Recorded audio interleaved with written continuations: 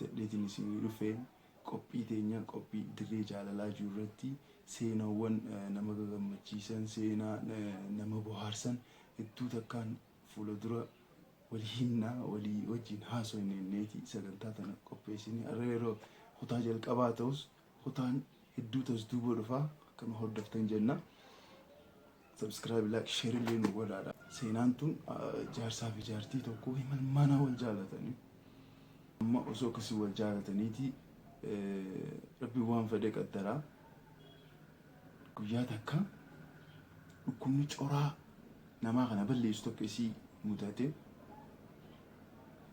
dhukkubni san itti hammaachaa itti guddachaa coraa isii balleessaa bareedina isii booda deebisaa xiqqeessaa maal jechaa dhufe. San amma inni dalagaa fi jee ka'ee biyyaa kute.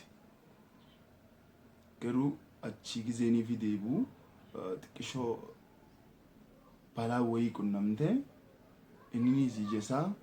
balaa san keessatti dhabe bal'aa ta'e dhufe. Amma gizee bal'aa ta'e asitti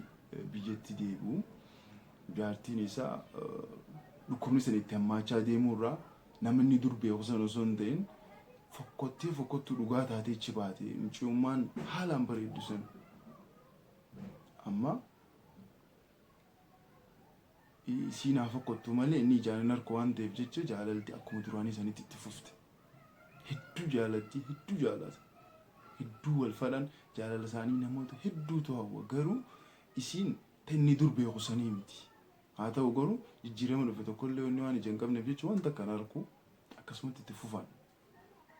Fani amma jaalala akka ajaa'iba dur caalaa wal jaalatanii amma osuma kana jiraatanii guyyaa takka abiriin itti dhuftee mucaan tun duute baqa. Ambiyyaan namaan jaaladhu namaan lubbuuti yerra filadhu itti dhabe kana hin jiraadhu ni deema jee baqa murteessee darsa isaa gurrachaa jiru namni guddaan tokko dhufee aboo duraanillee jaartii teetus cinaa deemee olii fi gadi bakka fuudhee ichi si geessee maal jee waan ati hajamte hunda akkaate hajaa ba'uu dandeessu si godha. Arraan tana garuu isis cinaan jirtu sanuu biyyan beeyneetti deemta akkamitti jiraachuufi jee. Kana maal jeen waan si ajaa'ibsiisu jaarsisan ani jeeruma jalqabaatu ija niin qabaa jeen. Balaan yeroon dalagaa kute namu daddees hin jirtu. Hujumaa deemuu hiyyaa'u niin fakkeessee hajaa hojii saniif deemeef hin qabu garuu ichi deemee waan kana hunda wanni niin uumeef akka isiin coraa isii kanarratti dhukkuba dhufe kana dhukkuba isii kana jijjiire kana guutuutti akkaaniifiin harku kiyya isiin hin beekne akkaanan isii harku jiru haala isiin keessa jirtu kana haalaan irraa dhiphatte haalaan dhukkuba isii jiru san jaala irraa dhukkubsatte waan ta'eef jecha akkaaniifiin waan kana harku jiru akkasiin hin beekne qofaafin godhee beekaatiin godhe malee ani yeroo dheeraa hanga hojii jiraannu kana hunda akkaataa isiin keessa jirtu hunda harkaatiin ture an bal'aa miti ijaan dhabe hin qabu ani jeniin qabaa jee laa jechuun wanni ati hin goone hin jirtu jechuun amma waan yeroo guyyaa takka lama hin taane yeroo dheertuu tan akka waan ija hin qabne fakkaattee deemuun akka diraamaatu dalagee siin jaan hedduu akka si rakkisa. Maaliif ija qabdaa gochi kee akka nama ija qabuuti akka nama ija hin qabne guutuuf fakkeessitee halkan hawajji bultan guyyaa kakaatu maal ni daleeyda maal kana hunda keessatti akka nama ija hin qabne fakkaattee hawaasuma si beeku kana keessatti deemuun gamta akka nama dhibu ulfaachuu qofa osoo hin ta'in si'uu akka dhibu namuu kana yaadeetuma irra ga'uu ni danda'a. Garuu nama jaalattu funneetiin goone hin jirtu jechuudha si agarsiisa seenaan kuni. Maaliif nama jaalattu onnee teetu qaalii tana dabarsitee kan ni teebi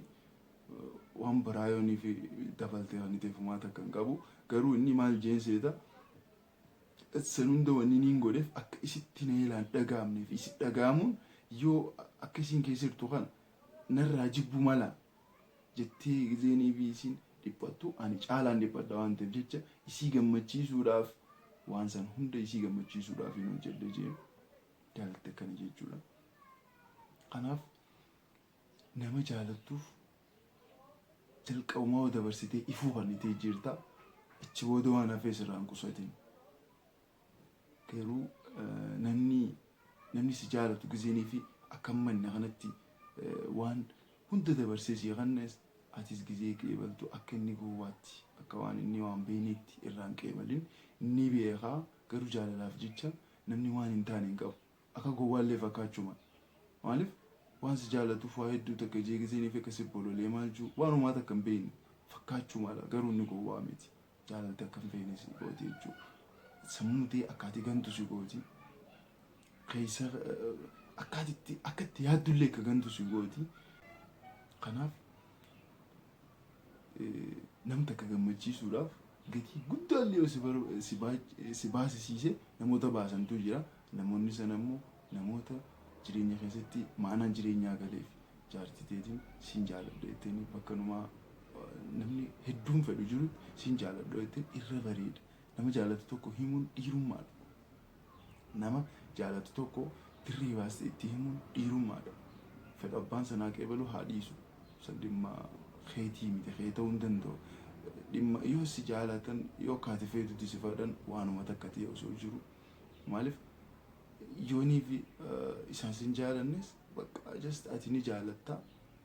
yoo baastee himte waan rakkoo qabu hin qabu garuu jireenya keessatti jaalaltii namni takka akkuma jecha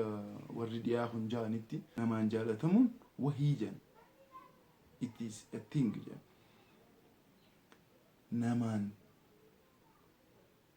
nama jaalachuun humaa takkaa miti kuma hin qabu jan garuu nama jaalachuun namaan jaalatamuun wahii jan nama jaalattee immoo namaan jaalatamuun nama jaalattee hin jaalatamuu fa'a nam takka jaalattee nama saniin jaalatamuun it is everything jan waa hunda jan akkasitti sagantaa dirree jaalalaa tanarratti har'a seenaa xiqqishoo tana qabadee dhufu malee fuula dura seenaa babbareedduu hedduu tabarsiistuu fi nu bashannansiistuu walitti qabeetiin isinii fidaa